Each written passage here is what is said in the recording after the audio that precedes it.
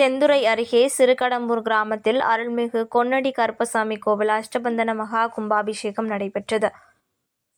அரியலூர் மாவட்டம் செந்துறை அருகே சிறுகடம்பூர் கிராமத்தில் எழுந்தருளி அருள்பாலித்து வரும் அருள்மிகு செல்லியம்மன் திருக்கோவிலில் அருள்பாலித்து வரும் கொன்னடி கருப்பசாமி கோவிலின் கும்பாபிஷேகம் நடைபெற்றது.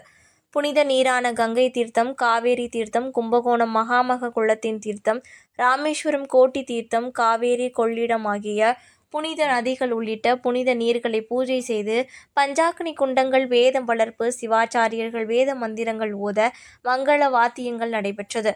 கும்பாபிஷேகத்தின் தொடக்கமாக கணபதி ஹோமம், நவகிரக ஹோமம், வாஸ்து பிரயோகம், கோபூஜை, அனுக்ஜை கலாகர்ஷனம், கணநாடி சந்தானம் ஆகியவை நடைபெற்றது.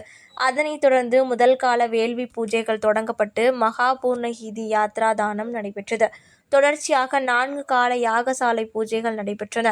தொடர்ச்சியாக வேள்வி சாலையிலிருந்து பட்டாசு சத்தங்கள் விண்ணை பிளக்க, மங்கள இசையுடன் நாதஸ்வரம் இசைக்க, மங்கள பரிவாரங்களுடன் புனித தீர்த்தம் கடம் புறப்பட்டு கோவிலை வலம் வந்து சிவாச்சாரியர்கள் வேத மந்திரங்கள் ஓத, கருட பகவான் வானத்தில் வட்டமடிக்க, புனித நீரானது விமான கலசத்தில் ஊற்றப்பட்டு தீபாராதனை காண்பிக்கப்பட்டது.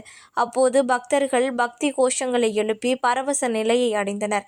பின்னர் புனித தீர்த்தமானது பக்தர்கள் மீது தெளிக்கப்பட்டது. விழா குழுவினர் மற்றும் ஊர் நாட்டாண்மைகள் சார்பில் அன்னதானம் வழங்கப்பட்டது. இதில் 1000க்கும் மேற்பட்ட பக்த கோடிகள் கலந்து கொண்டு கொன்னடி கருப்பசாமி அருள் ஆசி பெற்று சென்றனர்.